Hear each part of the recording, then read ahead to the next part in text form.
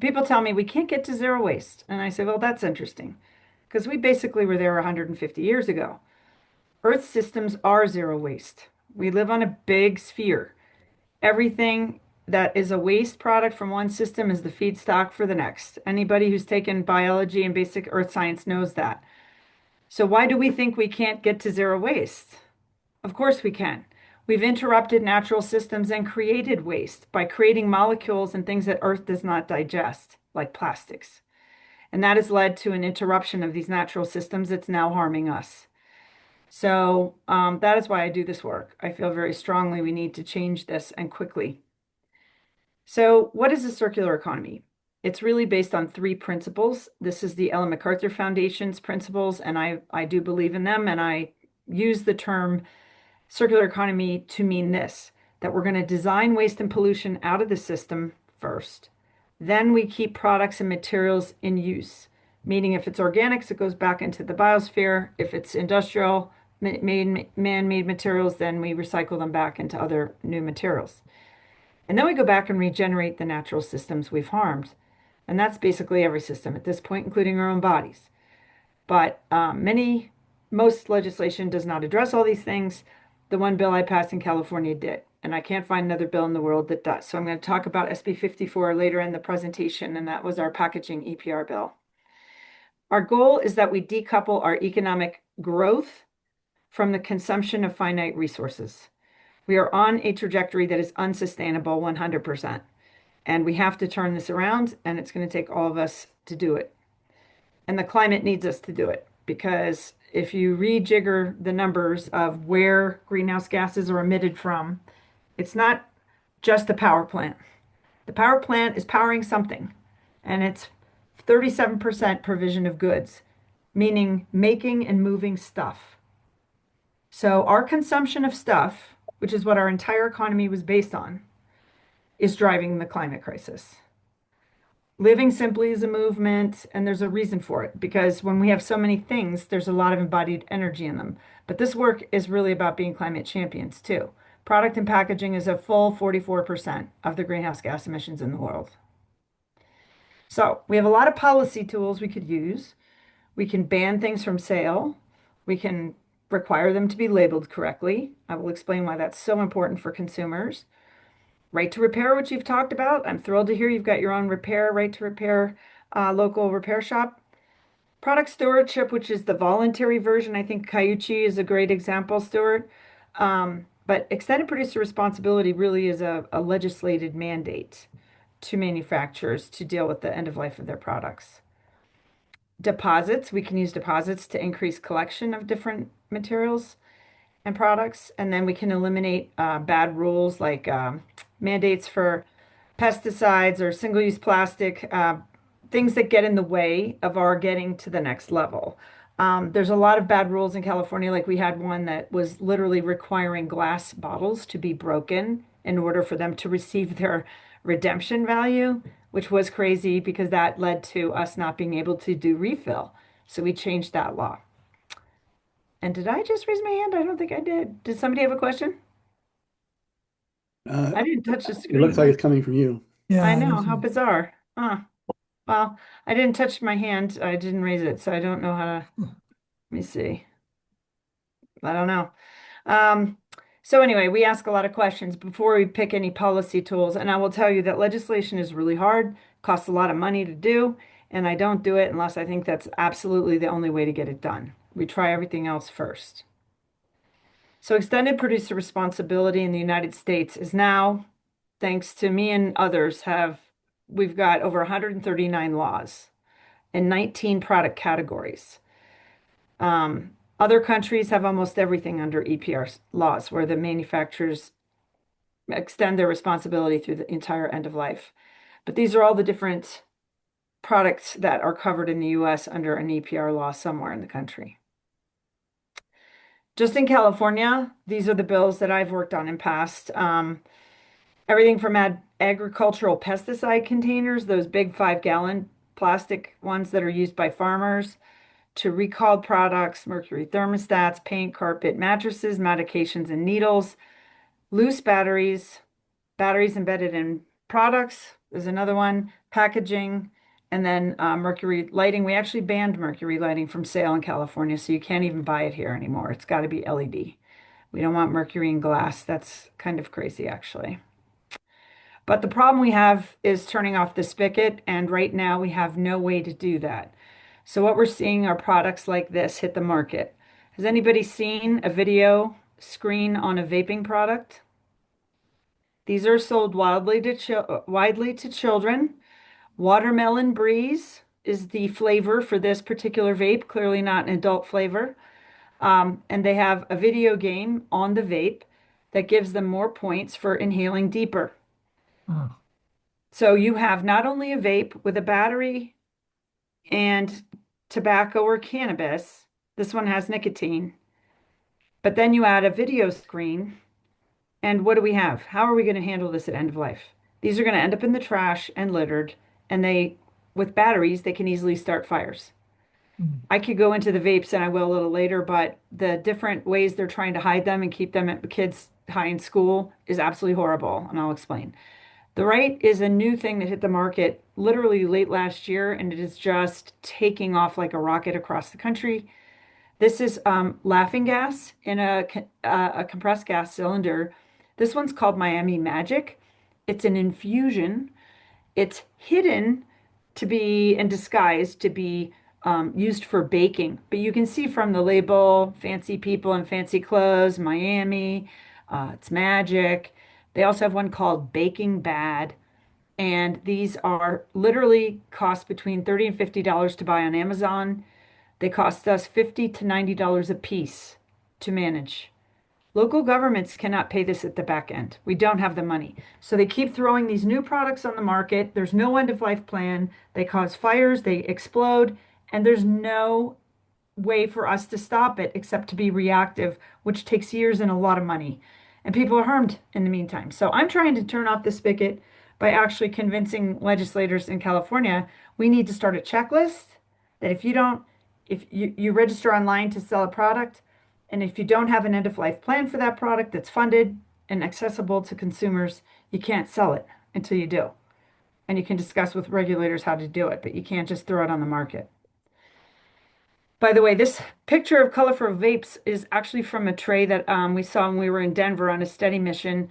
You can see how the colors are so pretty and so forth. It's like a rainbow. You'd think it's beautiful, right? Well, all these are causing popcorn lung and all kinds of anxiety disorders in children. These were all confiscated from a school there. And this is what's ending up in the trash and causing the fires. So I'm going to talk a lot about fires right now because that's the biggest problem in our industry. It's causing insurance costs to scream up. We are, in my opinion, about 2 years away from being an uninsurable industry altogether. And I'll explain why I believe that. I've worked with the Solid Waste Association of North America to get a statement put out. We have over 15 signers, major organizations that say the producers of products have to help us by designing products with removable batteries that are identifiable to the consumer. And we need to work on producer responsibility policies at the back end to collect these things properly and not have them end up in the trash. Um, Fire Rover, the data is clear. I'll go through that. We have to educate our legislators, and I'll give you some policy tools on this. But part of our problem is that we have the Wild West in the country right now when it comes to labeling. Does anybody believe that the government is doing a good job in labeling things and ensuring that the customers are getting truthful labeling? I see smiles because you know that's not true, right? I mean, like for example, this red cup is plastic number 5. That's one of the junk plastics. That's not recyclable, but it has a chasing arrow on it. So I passed a law in California that by next year they can't put that chasing arrow on there because it doesn't hit a 60% recycling rate. But when it has it on there, it sends a signal to consumers, buy me, I'm a good thing. And they count on that. This Enviro cooler sold at a Walmart in 2021 says that it's biodegradable. It is, there's no microplastics upon degradation. It's recyclable and it's made in the US. You would think this is the best thing since sliced bread. And this is why I call this greenwashing. We shouldn't be able to lie on the labels. I said that in the New York Times. But until we have a sheriff and somebody's paying attention to the labels, the consumers are confused. They buy something they think is compostable or recyclable, they throw it in those bins, they think they've done their job, and then their garbage rates goes up and they wonder why. So that's part of what we work on is truth in labeling. I actually have a bill in Congress right now that started in California on flushable wipes because they're not flushable. They're lyocell plastic. Um, and that is now a bipartisan bill in Congress that's in the second house, if you can believe that, in this dysfunctional Congress. So I'm thrilled that we have bipartisan support, and it looks like the president will sign it. We passed a bill on cannabis vapes. Here's one here that says at the bottom, truly disposable. mm, What does that mean? mm, It just never stops. They come up with very creative ways to sell these things. I told them they can't do that, and so now they have to be labeled as hazardous. But we still don't have an end of life plan in EPR for vapes, but I'm trying to pass one now, which I'm going to talk about. And I will say this very quickly. The way we frame things is very important. We have a very divided country. Some people listen for the dollar signs. Some people listen for the environment.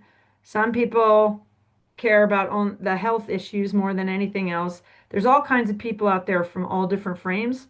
So what I suggest is that we frame things in the way that is going to have the most positive response from the most people and not be polarizing because these should not be polarizing issues. Nobody wants to live near a landfill or an incinerator. Nobody wants to have a world that their children can't really enjoy or their health is impacted. So if we frame it the right way, it's important. So there's a lot of threats out there, but if you frame it as we're going to pass EPR for batteries because we want to reduce fires, we want to reduce insurance costs, we want to reduce risk to workers. None of these are polarizing, right? Most people want these things. So it's just how you frame it. And I won't get into all this, but that's important. Now, I'll talk later about this too, but I take legislators and policymakers on a lot of study trips. The reason is once they see something, they can't unsee it, and they become our best advocates. So, this particular tour we did in January, we went to what we call a clean material recovery facility, and this was in California, south of Sacramento. And what we saw was supposed to be only blue bin curbside recyclables. But at the back of the yard, they had an entire hazardous waste facility. And I asked them why. And they said, because we have to pull so much hazardous waste out of the recyclables. And I said, does anybody test those recyclables that are left for any contamination from all that hazardous waste? And they said, no. And that's the same answer I get across the country. These things are being cross-contaminated. Nobody's testing for them. And I'm very worried down the road we're going to find out diazinon bottles have been dripping onto paper. The plastic's been made into a baby bottle because nobody's paying attention. So this is why, again, I want to focus on hazardous waste. But packaging and hazardous waste, household hazardous waste, has EPR in this country now. And you can see Signal Fire Group is one of the consultants in the field. These are all the different states with different laws and more coming. In fact, Nebraska did pass their battery EPR bill this year, which nobody expected, and they did it in 1 year. And because they framed it as the fire issue, worker safety, insurance, etc., it had nothing to do with the environment. And the way I look at it is, as an environmentalist at heart, I don't care how whatever the frame works, it's good for me if I get the bill, as long as we're not, we get a good bill. And they got a good bill. That includes even the e-bike batteries. Now, extended producer responsibility. If you're going to do a bill or you're going to look at these policies, the key to making them work is simple. There's a smaller government approach. We're saying the government shouldn't run the program. The producers have the responsibility. They should have the full financial and operational control of the program.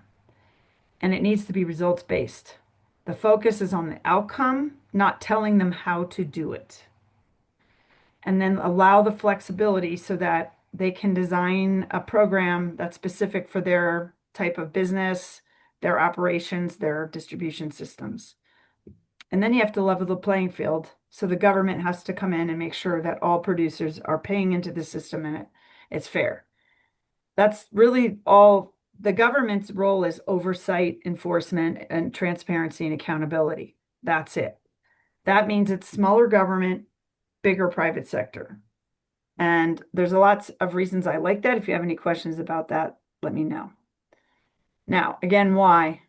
Well, on the hazardous stuff, it's fires. The Q1, you can see these brown um, leads here. Those are the 2025 numbers, and it's the highest quarter ever of fires in this country in our waste systems.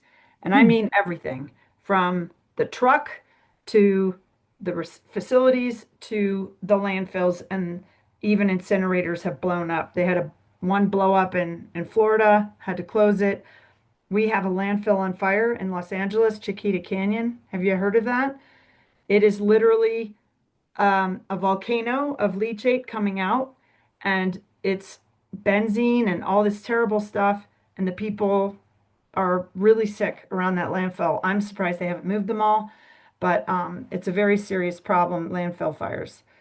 Um, so this is why we need to get these hazardous products out of the system.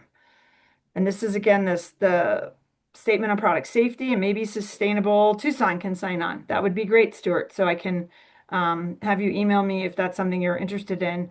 But you can read the statement. It's pretty simple, but we're just urging brands to work with policymakers on this. Great, thanks, Stuart. Um, and I told you about the NOx cylinders. Some local governments are taking matters into their own hands. In Orange County and in Humboldt County, which is Northern California, rural. So we have a urban and a rural. And then also we just found out San Mateo County, south of San Francisco, just passed this. And even Nebraska, the state of Nebraska passed it this year, banning the sale of recreational laughing gas. Period. This is turning off the spigot. These are things that, again, can appeal to all political sides and doesn't have to be divisive at all. It's a public health and safety issue. So if you're interested in that, I'm happy to share that with you, those up. And I was the chair of the Recycling Commission in California for 2 years. We made 34 policy recommendations, but our very first one that we could agree on, 17-0, was on we need hazardous waste EPR for all the reasons I've been talking about.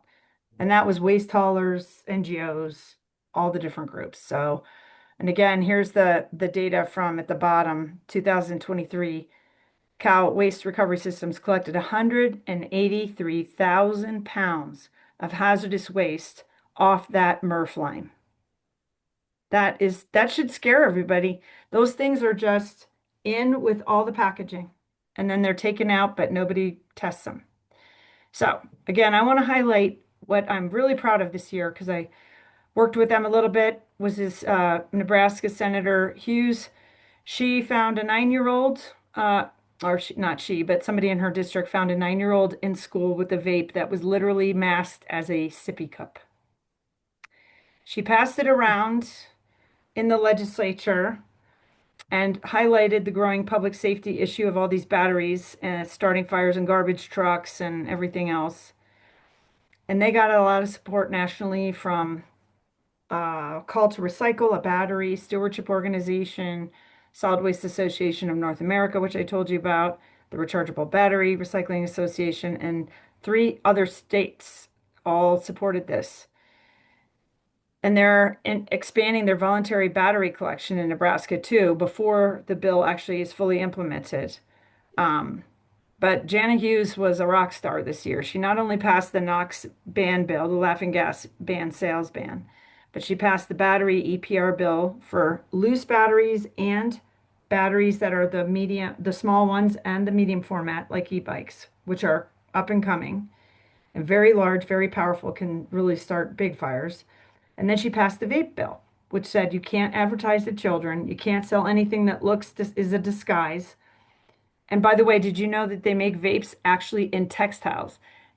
They're embedded in the strings of hoodies. So the kids can smoke in class like this. They have them in highlighters and Sharpies. You would never know that those things are vapes. So she banned all that. And I actually have a legislator who's going to carry that bill that she passed in Nebraska in California next year. So really congratulations to her. Now, hazardous waste EPR. The only state that's passed it is Vermont.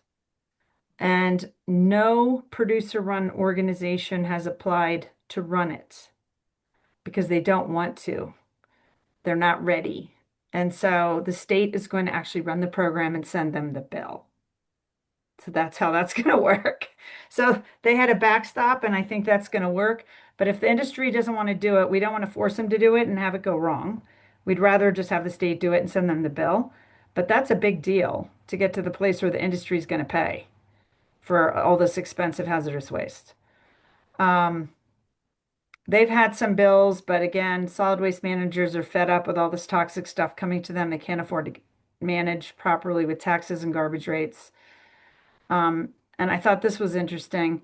The reason they really got EPR as the route to solve the problem is this, that when they contact their local waste facility, that's on the many containers. Remember the labels I told you about? So they say contact your local waste management facility. Well, here in this container, it said, in most cases, the safest and easiest route for disposing of pool chemicals is to contact your local waste management facility. Some municipalities offer special collection events or designated drop-off. But the truth is they're wildly underfunded and many of local jurisdictions don't have money for any of them. And so it's all ending up where? Being dumped down the drain, being dumped in the garbage, in the recycling. And that's why we have this problem. So in Vermont, these are all the products that are covered in that bill. And they're all, so hairspray, rust remover, tar and bug remover, marine and road flares. By the way, marine and road flares are explosive. That's a whole different category of disposal that are very, very expensive. So that's a big one. I'm not going to get into all this, but just so you know, they're estimating that 48% of their existing HHW products are already covered in Vermont by producer-run program. But this bill, what's not covered and what's paid by government is 22%. And this new act is going to cover about 20%. So they've already put paint and some of the other product categories under EPR, and they're trying to get the rest of them. And I did want to say this. By running the bill in California and the one in Vermont, that drove the lubricants industry and the oil companies to say, wait a minute, we don't want to have all of our lubricants put in with other things like pesticides. We want to manage our own.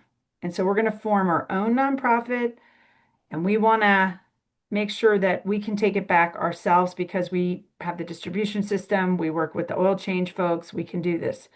So they've come to us and said, we want to do EPR for our products only. And I've told them, great, let's run a bill.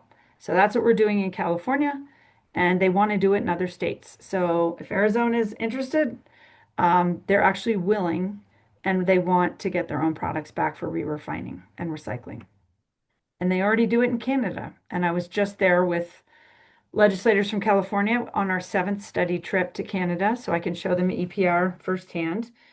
And it works very well. And you can see here they've got in BC that's an old shipping container that they've refurbished to be an oil collection center. They take transmission fluid and other types of lubricants as well, and the industry pays for the whole thing. And they all send it back for re-refining, which is fantastic. They do antifreeze as well, and they actually recycle the antifreeze, clean it up, and resell it as eco-freeze. And they have really good performance metrics. They're collecting more oil than they sell, partly because people are coming from the other province, neighboring province, to drop off their oil because they want it to be recycled. But they've got 88% of their containers being recycled, and program awareness is 66% of their public knows about the program and uses it.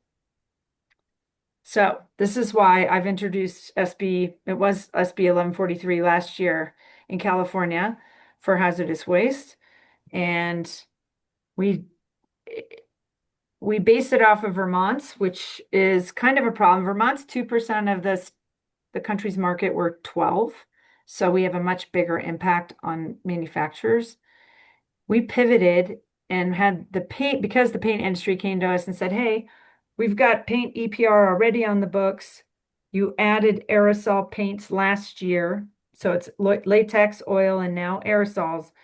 But we'll take all the rest of our hazardous products like marine paint, arts and crafts paint, furniture paint, and we'll take it all into our program. We don't want to be split between two." We said, "Great." So we pivoted the bill and we got that passed too. So now the paint industry is managing all their paint products, which is fantastic. And now we're working with the oil industry because when they come and they're willing, that's the easiest path. And you can usually negotiate a good bill without a big fight. So we reintroduced our bill this year on hazardous waste for the rest of it. And we're in debate now. The industry has said, we don't want to do EPR. We'll just give the state grant money. And I said, well, we're looking at $50 million at least. So are you game? And they're saying yes. So do I care if they're going to run it if we get full coverage of costs? No. If they're not going to come willingly and they're going to be a pain, then let's just let the local and state government run it and we'll take their money.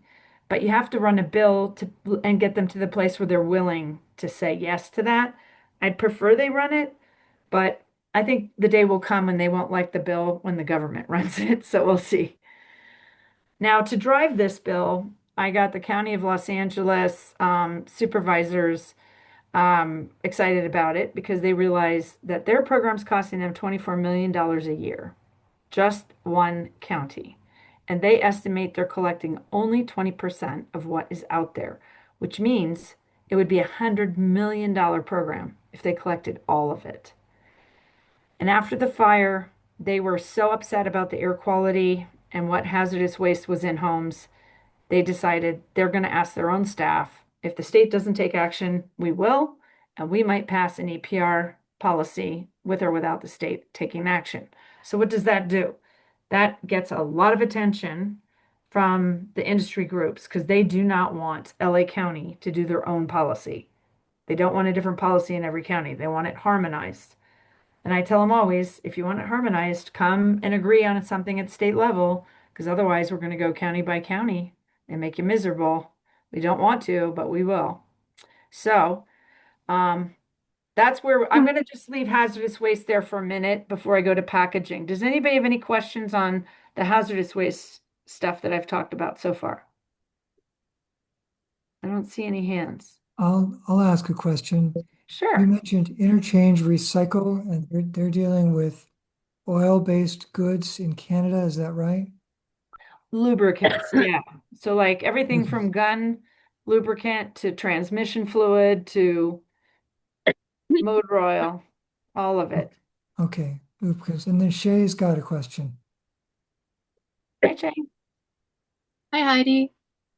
Um, I have a big bag of used batteries here right next to me, and I'm just wondering in Tucson, like, what what does one do? Is there a new thing that we do with used batteries? Do we call to have them picked up? Sorry to That's ask a you this. great question. I don't know in your city what they do. Do they have a hazardous waste facility, Stuart? Let's ask Stephen.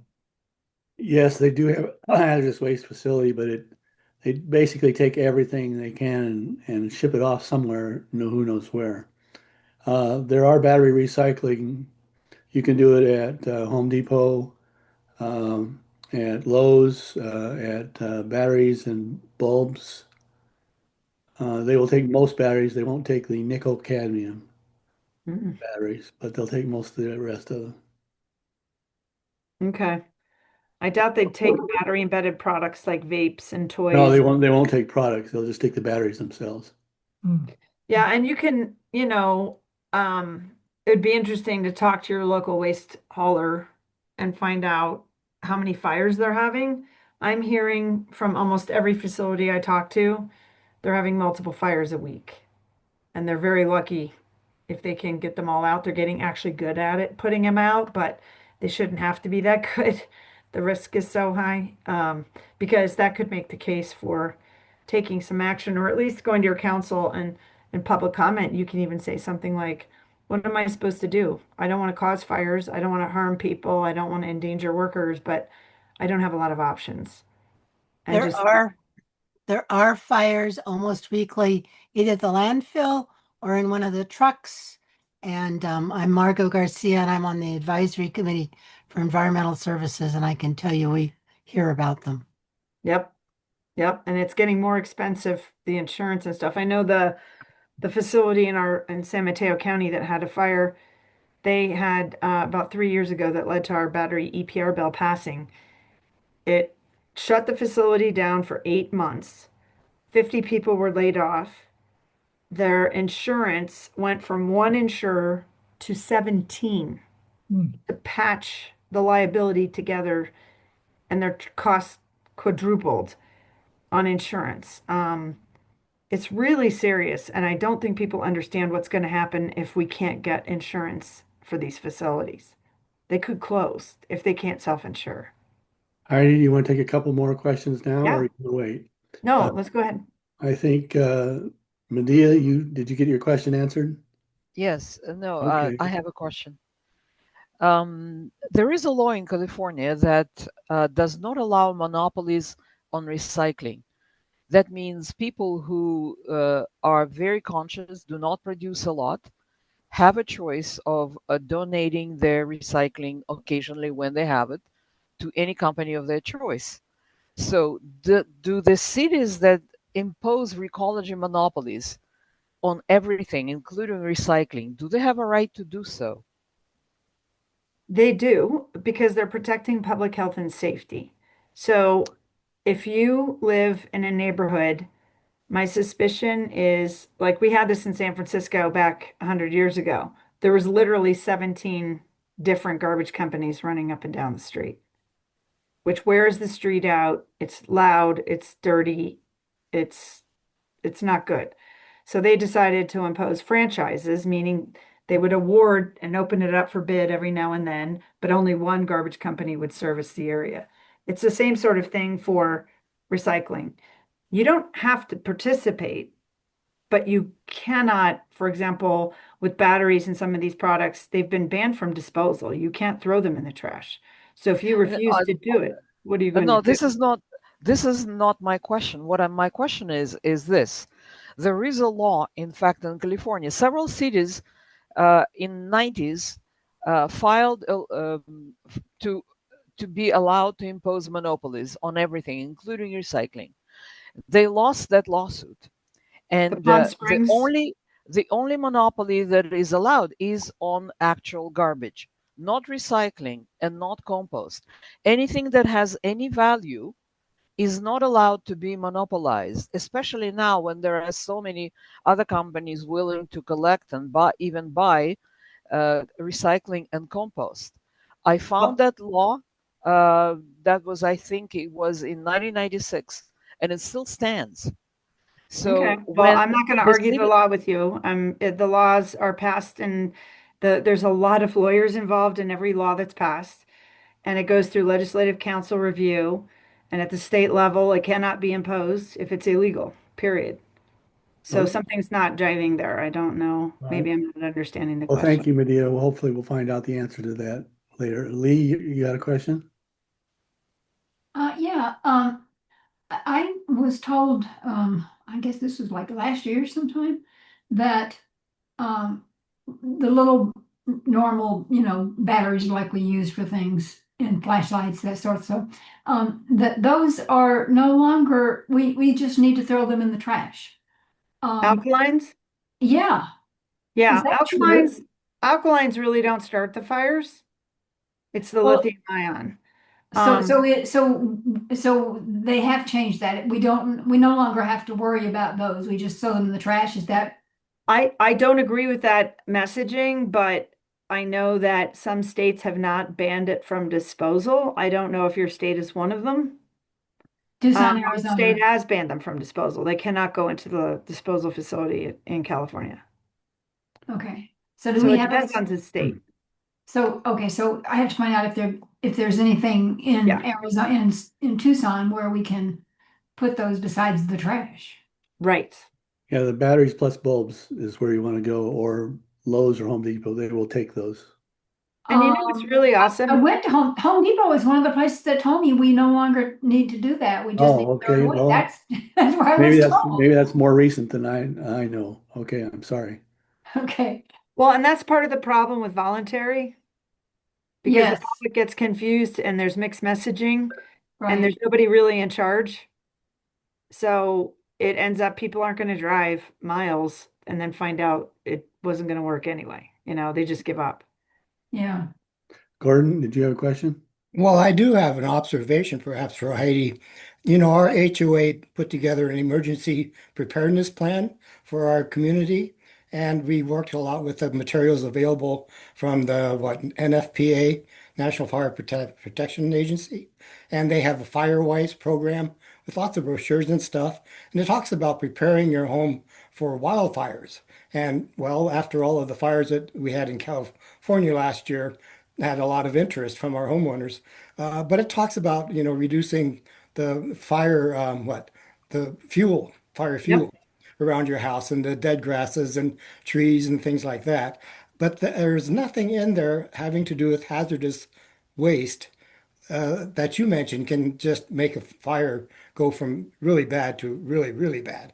And I exactly. wonder if there's not an opportunity to partner with them in their messaging to how to prepare people's homes and get rid of those hazardous materials. That's a really excellent point. We are talking with fire marshal and insurance companies right now.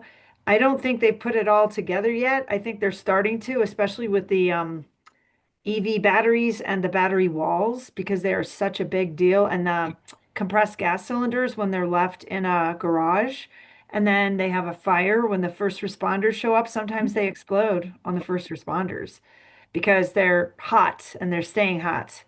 Um, but people don't understand how serious this is. And you're right, they're not thinking of it. Like, I have batteries all over my home, and some of them are lithium ion. And in a fire, that just makes things worse. So, thank you for thinking about it. And yes, we do try to alert people, but we're a small nonprofit and it's very difficult to. But that's one thing you could do is reach back to them and say, I'm interested in why you haven't mentioned these things. Yeah. Because when they hear back from people, they start to think about it. Dan put a comment in the chat about an outfit that tells you what you can do for recycling here in Tucson, Recycle Coach. Oh, good. You might check that out. Okay, well, I think I'll let you proceed with the rest of your presentation. Great. I'm going to go ahead and pivot to packaging now. So the non-toxic stuff. Everybody thinks about packaging and the litter and the ocean litter. We passed the second law or third law in this country on EPR for packaging, which was a massive undertaking. It took 4 years to pass it and get it negotiated. And these are pictures the day we actually got it to the governor's desk. And there are people here you don't know, but I can tell you they are senators, assembly members, they are ledge staff, nonprofits, waste haulers, um, the Chamber of Commerce, everybody worked together to pass it. And it was one of the big, most proud moments of my career. However, it is not rolling out as intended, and I will talk about that and the dangers when big, big, big companies get involved and can sit in the same room and set rates and do what companies do under Citizens United. So Senator Ben Allen is a great ally of ours, a real champion for a circular economy. And he really got upset when he found out how little recycling was working and all the problems with the labels and decided to take on many products, but one of them is packaging. So we signed, Governor Newsom signed this bill into law, which was absolutely massive. It's the first circular economy bill I can say I've found in the world where it does all those three things that I talked about at the beginning: source reduction, then keep materials moving and in motion, and then go back and repair natural systems. The bill actually makes the plastics industry pay $5 billion over 10 years. 500 million a year, and I did not touch anything and my hand went up. So again, I don't know what's happening. Um, but to clean up and remediate our state from plastic pollution.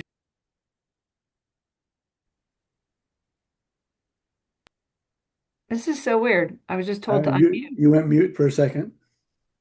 It's almost like my computer has been hijacked or something. It's so weird. Maybe it's acting on some sort of, maybe it thinks you are hearing impaired and it's doing sign language. And when you put your hands up, it means you want your hand raised, or when you, Oh, that's what it's doing. It's AI taking control. Yep. right, right. Okay. Thank you, Lee. I'll stop using my hands, but that's hard for me. Maybe Trace could turn off AI because there's some AI thing that was being going on. Yeah, I don't let those on my programs because I never know where they go or who's getting all that data. I mean, basically, these people know every word everybody's ever said. It's really weird. I don't like it. Um, anyway, so the bill was passed and with that big amount of money from the plastics industry, and nobody's ever gotten that before. So the key features of this and why I called it EPR 3.0 plus is because we took every lesson we ever learned in EPR bills and got them in this bill. Source reduction mandates, infrastructure protection and investment, new enforcement tools. We actually put in the bill, if the producers of packaging do not run the program correctly, the state can take control and send them the bill. Robust transparency requirements, and again, the polluters pay for the cleanup of plastic pollution, that $5 billion I talked about, 60% of which must go to low income, disadvantaged, and rural communities who have been disproportionately impacted by plastic pollution. So the key features, everything sold has to be compostable or recyclable to our standards by 2032. And the recycling rates and dates that they have to hit, remember I talked about in EPR, you just set the performance metrics and let them figure out how to get there. So they have to hit not less than 30% recycling by 2028, 40% by 2030, and 65% by 2032. They have to source reduce all plastics by weight and unit, both, which is hard, by 2032. And 10% of that has to be done by 2027, and 2% of that 10% has to be through reuse and refill because we're trying to get reuse and refill back into the system. When I was a kid, we used to refill our Coke bottles. We don't do that anymore. 20% and 4% reuse and refill by 2030. So those were the big takeaways in that bill. Now, how did I get a bill that big? I educated the legislators and the policymakers. I spend $100,000 a year I have to raise to take them on study trips to see how systems are run in other states and countries so that they can come back and be the great champions they are to then pass these tough bills against sometimes a lot of industry opposition. In fact, tomorrow I'm going to be at a press conference with a bunch of them about the rules on packaging going a little wrong, and I want to talk about that at the very end. But you have to build your political champions. They do not just appear very, very rarely. So all these legislators, I've taken them to Oregon and Washington and Canada, multiple places in Canada, Quebec, Ontario. We've seen battery recycling. We've seen gypsum drywall recycling. We've seen composting facilities. We've seen everything. And they come back changed. In fact, this ORPET, the Oregon PET recycling up at the top left, that trip actually led to now Congresswoman Signe Kamlager, who's in the bottom left. You can barely see her with her mask on. She's now in Congress. She passed the bill to stop the breaking of glass after she saw how Oregon refills their glass bottles. She said, "Why don't we do it?" And I said, "Because we require them to be broken." She said, "That's stupid." I said, "I agree. You should pass the bill." She did. And that's how it happens. The recycling. Oh, We've sorry, got go about ahead. 15, 20 minutes. Yep, I'm about to wrap up. So Okay. the recycling commission that I ran, we got a lot of agreement on policies. Before I get to Q&A, I just want to finish one thing. The packaging bill right now, after the governor said it was the best thing ever and signed it, no problem, now said that the regulations that were drafted after 2 years of stakeholders' input didn't like them, said the cost was going to be too high, and then changed them. And now he changed them so that they're actually going to provide what we call a categorical exclusion for any package that is under USDA guidance or regulation or FDA or the Cosmetics Act or the Meat Safety Act, and there's like four other acts. So basically, what he did was say any package almost can apply to be categorically exempted from having to pay for the entire program, be recyclable or compostable, or pay for the mitigation fund. What's that going to do? And this is what I'm going to say at the press conference tomorrow. It's basically going to make the whole business playing field completely unfair. And those businesses left paying for that whole program are going to sue the state into the ground. And they are going to have a good case. So I've told the state this is a huge mistake. The legislators are telling them that's a huge mistake. And that's all at a big press conference tomorrow at the state capitol in Sacramento at 10 a.m. So if you'd like to watch, I can send you the link. We'll see how this turns out, but I have a sneaking suspicion this has to do with national ambitions and General Mills and big companies that care a lot about the costs. Maybe getting an ear of the governor, I don't know, but it certainly has very interesting timing after he said how much he really supported the bill. So with that, I'm happy to take more questions. And Skip, I think your hand is up, so I'm happy to take your question. Yeah, delighted. Heidi, you and I connected on LinkedIn earlier this year, and I first learned about you. You probably know Neil Seldman from Zero Waste USA. Oh, yeah.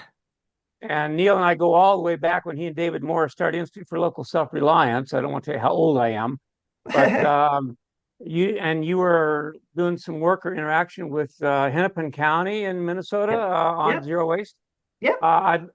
Long story short, I don't want to dig in, but you've raised some very good issues. I'm mostly a macroeconomist focusing on the larger scene, but I'd love to pick your brain and connect. And I'm wondering if maybe Stuart or Stephen can connect us by email and we could follow up because I do a lot of work on the employment, the health benefits and things like that of smart energy resource policy. So kudos to you and your effort, and I'd love to connect. So I'll let it go at that. Thank you. And I'd love for you all to be members because what I do is really hard and it's hard to stay funded. And especially now, it's a lot of people are getting their grants clawed back and funding is getting harder than ever. So appreciate that too. Thank you. Nobody has a question at the moment, but I have one that I'd like to sort of zero in on is when we have a Dillon state like we have in Arizona and the legislature is very non-responsive to any kind of local efforts. How do you build the kind of roadmap that you built in California to get to an extended producer responsibility that the industry will take charge of? We have been thinking that maybe we could start with energy and the cost of energy and water usage. That's a far way from hazardous waste. It's Uh, actually not because energy, I mean, as a utility board member, elected member of a utility board here in California, the amount of overlap I see is pretty large. I mean, large commercial battery storage, windmill blade recycling, battery recycling, solar panel recycling, all those things need to be managed. Um, and Arizona actually has benefited from some of my legislation. So I declassified um, solar panels from hazardous to non-hazardous universal waste, so it'd be easier and cheaper to manage. But the state rule makers made the rules so hard for citing a facility to recycle them. One of them ended up in Yuma, Arizona. yeah, this is sort of my question. The oversight capabilities seem to be highly dependent on getting grassroots buy-in by industry, which is very hard when the state legislature is very much against that sort of thing. Well, like I said when I was talking about Nebraska, the way to make the case is not do what Florida just did. I just keynoted in Florida. They had just sent a bill to the governor and he vetoed it. The bill was to fund a state zero waste plan. That governor is not signing that bill. I could have told you that from California. Yeah. The bill he would have signed would have been, for example, the oil recycling bill, where the lubricants industry said, we're absolutely thrilled. We want to take our oil back. We want to help pay for it. You just let us add it. Why would the governor not sign that? So you think you can piecemeal the EPR by industry? Will that be a working strategy? I think you start with the industries who are wanting to take it back. And we started in California with paint and mercury thermostats, and both of those industries wanted to start taking their stuff back. So you don't have the fight. You negotiate details, but you basically agree on the goal. So we have programs like paint, like mercury thermostats, like the oil industry, that if you can get them to come to your state, or mattresses, if you have mattress recyclers, the Mattress Recycling Coalition would like to come there. If they're ready for Arizona and Arizona wants them, they'll be thrilled because they Well, want to recycle their stuff. thanks. That sounds like good advice. Gordon, you have your question? Well, yes, I did have another observation, Heidi. The legislative approach, state by state, it's a slog. I mean, there's just a lot of Oh work yeah. you to do. So, congratulations on making as much progress as you have. One thought I had though would be, have you thought about addressing the sales channel? So the major online retailers like Amazon, uh, Oh, Costco, I know I sold my product on Amazon. And in order to get qualified to use their fulfillment by Amazon, they had a checklist of things you had to do, packaging and, all of those things that they want you to do it their way. If you could get on any of those major national retailers' checklist, that would choke off some of the supply side of things. no, I totally agree. And we have been talking with the Amazons, but I can tell you, Amazon sells a lot of illegal product, and it's very disappointing. They Yes, sell illegal inkjet cartridges from China, undermining HP and our US based OEM products. They sell a lot of stuff that shouldn't be sold. And it's very hard in law to um, and figure out how to enforce against them too, because a lot of this has federal oversight, and I'm not a lawyer, so I can't get into every detail that the lawyers have shared with me, but it was just it's not easy to get the online retailers to behave and yeah, follow the I rules. know that from experience that is the way it works. They will sell off a knockoff of your own Mhm. product, and you don't have a lot of trademark infringement or anything. What I'm thinking about is what they call the buy box. It's how you get the preferred supplier uh, listing on. Designation, kind of. So maybe we could take that offline, but Yeah. just to plant a seed in your mind, have somebody go do some research on the Amazon buy box and how you Okay. could have a criteria in the buy box that says meets these standards for hazardous materials or any of the other criteria. Yeah, Great suggestion. upstream is also talking about that. Stuart, you had a question? Thank you. Heidi, it's just great to hear you set forth all these things that you've been working on for so long and really clearly making a difference. And I appreciate your setting priorities as you describe them. You've answered this a few times, I think, in example. I'd love to hear your considered philosophical grounding that allows you to work with diverse groups and persuade those who some might have called you their enemy if they didn't know what you were about. How is it that you can find a way? What are the thoughts you have as well as the strategies to make this work? It's an excellent question. And I think to me, there is no plan B. There is no planet B. We can't lose.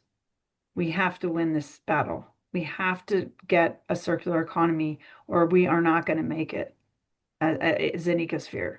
So that just is what runs through my mind. We just can't quit. And if there's another child born, we can't quit on that child. And I just do this. I don't have children.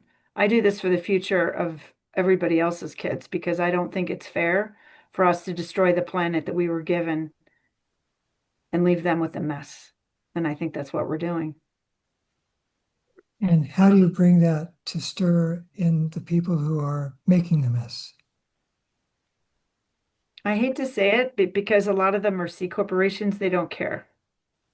They're only legally required to care about shareholder profits. And a lot of times that's at the expense of people and planet. So I'm a big proponent of B Corps for that reason. But until we have every company legally required to have to care about people and planet as well as profit, um, I just speak the language of the listener, right? I mean, know your audience. I was taught a long time ago in public speaking. And who I'm speaking to, I try to research and figure out what makes them tick and then speak to what makes them tick.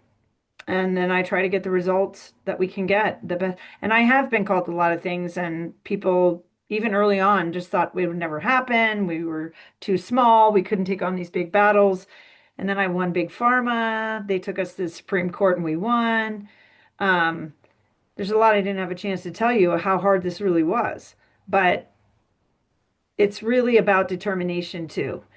If there's a will, there's a way. And I really do believe that if you find enough partners and champions, you will, and you lock arms, you're going to eventually get it. You just can't let go. I call it a lockjaw. You just bite and shake until you get what you want.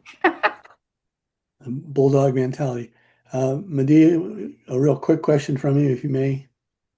Um, well, it's partly a question. I know that Europeans, for example, they have progressed in EPR to almost in that packaging, disposables, everything. Yep. They do not go piece by piece. They everything that is on the market, they're trying every producer to pay for its own um, products, to take back its own products. And the goal there is this. Maybe it's a pipe dream for the United States, but here's it is. They're trying to take municipalities out of garbage business altogether. So the producers who are responsible for taking back their packages, making their own contracts with trash collectors.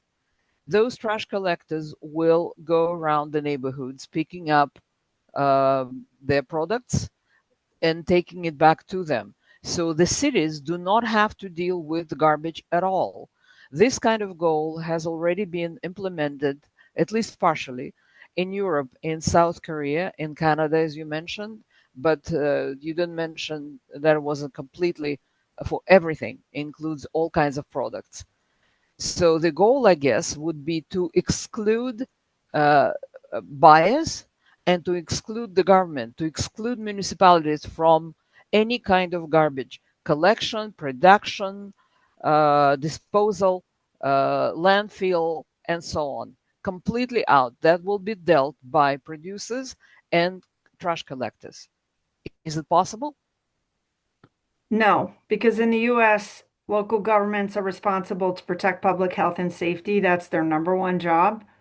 And if they don't believe producers are doing that, then they will Well, they will require have them. only a supervisory role instead of enforcing somebody else's business.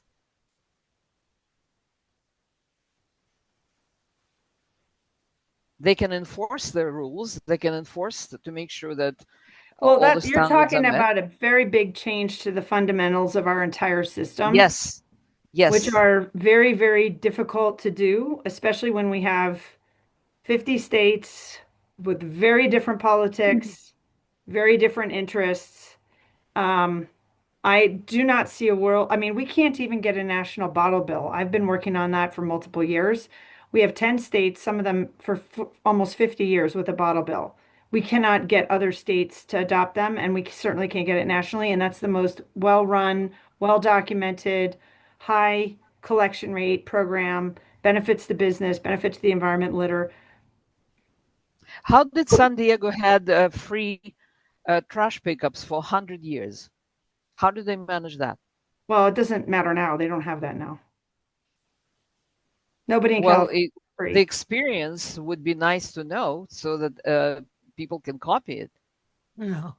I'm going That to, was done with taxes and garbage rates, and that's not free. I'm Oh, going, that's what I'm saying. The garbage uh, pickup was free. It, Well, I'm not going to really. I'm going to break in here, guys. Yeah, Uh, I think we should be about finished. I'm going to do a quick summary and then Heidi, if you have any afterthoughts after my summary, we'll do it, and then we have a few minutes for our own business to take care of. sure. But So I think most of the discussion today that we feel has been relevant to what we have to deal with here in Tucson is both the hazardous waste and the packaging, although the concentration at the moment here has been on packaging, and I think we sort of ignored hazardous waste, and I'm glad that you made the point that it's probably more important than anything. So thank you for that. And the second thing I think that uh, you emphasized and we all need to take charge of is uh, finding the champions. yes. We're all used to being each other's champions because we all sort of have the same point of view. And some of us think about trying to find champions outside our personal sphere, which I think you have done an excellent job of. And I think your approaches are good lessons to us. And I'll leave it go at that. Any more observations that you have as a final summary? Yeah, as a final summary, I would say that, my goal is to internalize the externalities, which is in economic terms, not allowing producers to sell and profit and then leave us holding the bag at end of life. That isn't fair and it doesn't work. We cannot continue to do what we do. So that's why I don't like taxes or garbage rates funding the whole system because it's socialization of costs. The people do not know what they're paying for end of life for their particular product, like a mercury containing lamp, if the lamp doesn't have that end of life cost in the product price. When Yeah, it's sitting next to an LED and the product price of the mercury lamp is way up here because it's mercury and end of life cost is very, very expensive, all of a sudden the LED, which has no mercury and lasts twice as long and uses half the energy, is much more attractive. But a lot of people were buying the LED, the mercury lighting because they weren't paying the full life cycle costs and didn't have a clue how expensive and dangerous it really was. So I think we need to get back to a real free market, which is where the externalities are internalized to the cost of the product. If you choose to buy it, you make that choice and you pay the end of life cost because you benefited from that decision and that product, and you made the choice to pay that cost, not everybody else and your neighbor. So that's really where I'll end it. And I really appreciate being here. I hope you'll join us. Follow me on LinkedIn. I'm very active there. And you can join my organizations. It's only 175 a year. You get on all our webinars for free. And I have a weekly, biweekly newsletter that's extremely informative to folks like you. I think you would enjoy it. So thanks again for having me. And uh, Stuart, I really appreciate seeing you. It was great to see thank Thank, thank Let's you. give everybody, give Heidi a good hand. you. Yeah. And I'm happy to put my emails right there. So if you want to email me in the future and we can talk, about other things, I'm happy to do that offline. Trace, did you have a Thank comment? you. No, I did. Heidi, you said that you were going to have some asks or suggestions, to-do suggestions for Tucson? did that come from? Or Yes, I think I've worked with the city and one of their things is glass. Yeah. They have a really good glass drop-off system and they're thinking of trying to bring it curbside. And I would just tell you that curbside glass is always much more contaminated than source separated drop-off glass. Yeah. So if you can encourage them to keep that drop-off system and get more people to use it. I think the glass manufacturers would really appreciate it because they have a great recycler that can take and loves Tucson glass. Hmm. Good. Thank you for that. That's important information. Yeah. Thanks And we got again. some other ideas too. Right. Okay. Thanks, Heidi.